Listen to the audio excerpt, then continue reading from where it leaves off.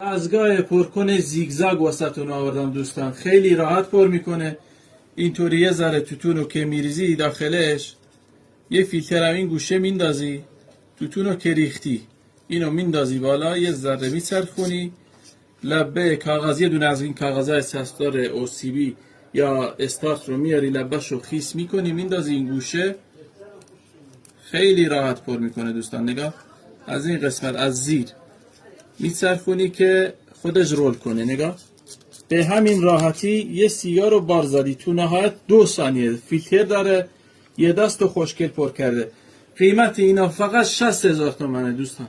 خیلی به صرفه و خیلی هم کیفیتش بهتره نسبت به دستگاه خشابی و اونای دیگه.